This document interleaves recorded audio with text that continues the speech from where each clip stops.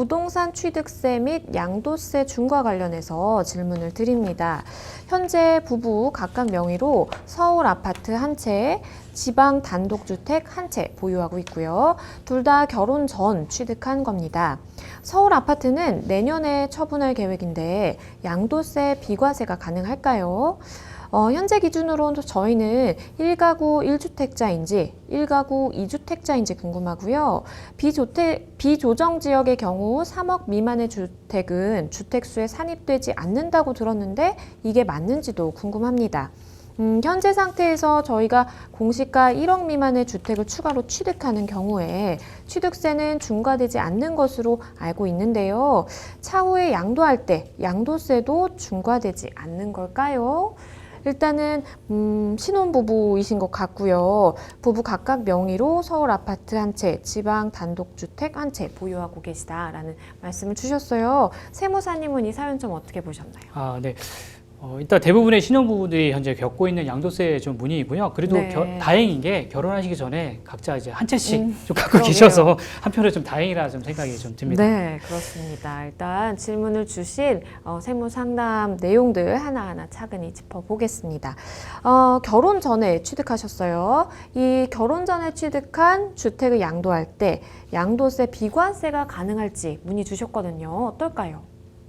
네, 현재 세법상 신혼부부의 경우에는 각각 주택이 있는 경우 결혼, 즉 이제 정확하게는 혼인신고를 한 경우입니다. 혼인신고를 하고 이후에 5년 이내에 그 중에 한 주택을 매도할 경우에는 양도세를 비과세 받을 수 있습니다.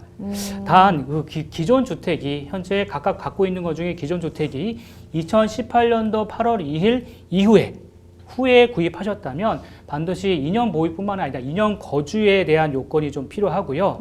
그리고 만약에 매도 금액이 9억 원이 넘게 된다면 네. 초과물에 대해서는 반드시 비과세일지라도 납부가 있기 때문에 그 점은 유의하시기 바랍니다.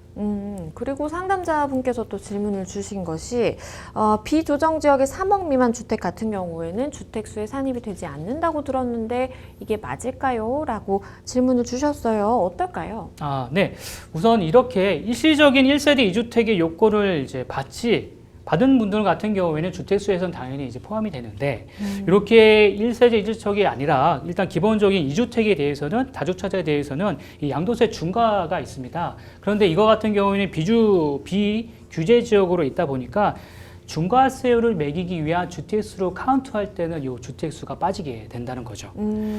즉 위에 사연자 같은 분 같은 경우에는 주택이 2개를 갖추고 있더라도 한 채를 팔게 된다고 하면 그거는 이제 비과세를 받을 텐데 이 사연자의 내용과는 달리 만약에 내가 주택이 주지주택이다라고 했을 경우엔 현행상 지금 현재 양도차액에 일반 세율의 중과세율이 무려 2주택 같은 경우에는 20%가 가산이 됩니다. 그러니까 최고 62%까지 납부가 있는데 그러네요. 그분 같은 경우에 아까 말씀드렸던 비조정 지역 3억 원 이하의 주택 같은 경우에는 중과세율을 매기는 카운트하는 주식수에서 빠집니다. 그러니까 즉 추가적인 20%의 가산이 붙지 않기 때문에 요 점은 다른 분들은 사연자 말고 일반적인 주택을 갖고 계신 분들은 참고하셨으면 좋겠습니다. 그러게요. 그리고 또 상담자분께서 질문을 주신 게 이제 취득세 중과 부분에 대해서도 질문을 주셨는데요. 우선 기준을 좀 설명을 해주셨으면 좋겠어요. 어떨까요? 네, 우선 기준은 이제 주택 수에 따라서 달라지고요. 이게 가장 큰 세율 구간입니다. 그 다음에 면적 기준으로도 현재 지금 나눠져 있는데 현행상 84m² 초과, 그러니까 공용 전용 면적으로 초과 여부에 따라 이 세율 차이가 2~3배 정도 차이가 납니다. 마지막으로 부동산 법인이 주택을 취득할 경우에는요, 이 주택 수나 면적이나 이런 거와 관계없이 취득 시에 무조건 12%의 취득세를 중과하고 있으니 이 점 유의하시기 바랍니다. 그리고 또 질문을 주신 게 향후에 사실 양도세 중과가 될까 봐 좀 걱정이신 것 같아요. 이 부분은 좀 어떨까요?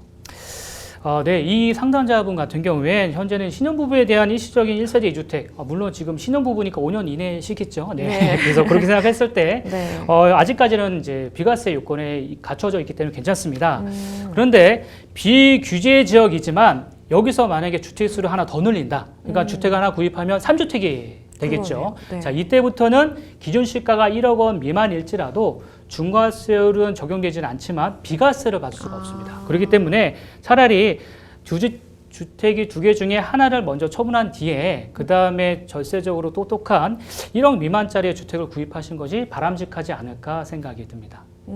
앞서서도 세무사님께서 이제 신혼부부들이 사실 이와 비슷한 좀 궁금증을 많이 갖고 계시고 관련해서 상담도 많이 한다라는 말씀을 해주셨는데 이런 상담자분과 비슷한 상황에 계신 분들이 좀 알아두면 도움이 될 만한 세무적인 조언을 주신다면 어떤 게 있을까요? 네, 오늘도 그것 때문에 제가 이제 이 자리에 왔는데요. 네, 상담자들처럼 현재 전세가가 이제 오른 상황에서 이 갭 네. 투자로 많이들 부동산을 이제 투자를 하시는데요. 그렇죠. 부동산에서 시세 차익을 내서 수익을 내는 것도 중요합니다. 그러나 중간중간에 설명드렸던 이 양도소득세를 비과세 받을 수 있는 조항들을 좀 미리 살펴서 매도 계획을 세우시는 게 굉장히 중요합니다. 그리고 열심히 뭐 발품 팔아서 수익을 네. 냈지만 취득세 내시고 양도소득세 내신다고 하면 남는 게 없다면 차라리 금융상품에 분산 투자하시는 게 더 나을 수도 있다는 생각이 좀 들고요. 당분간은 이 부동산에 대한 중과세율은 그대로 유지할 예정입니다. 그래서 꼭 관련된 사항이 있다면 비과세 여부를 미리 뭐 저 같은 전문가들한테 상담을 받거나 아니면 잘 모르겠다. 직접 관할세무서의 질의나 네. 전화로 상담을 하게 되는 케이스도 있기 때문에 꼭 미리미리 체크를 해 주셨으면 좋겠습니다. 네, 세무사님께서 말씀해 주신 것처럼 당분간은 이 부동산에 대한 중과세율이 그대로 이제 유지될 예정이다 보니까 관련해서 좀 미리미리 체크를 하시는 게 필요할 것 같고요. 그리고 이거 너무 뭐 모르겠다, 궁금한 점이 많다라고 하실 때는 세무사님처럼 사실은 이제 세무 전문가의 도움을 받으시는 게 미래에 내가 차후에 더 많은 세금을 낼 수 있는 위험을 방지할 수 있다라는 거 네. 좀 기억을 하셨으면 좋겠습니다.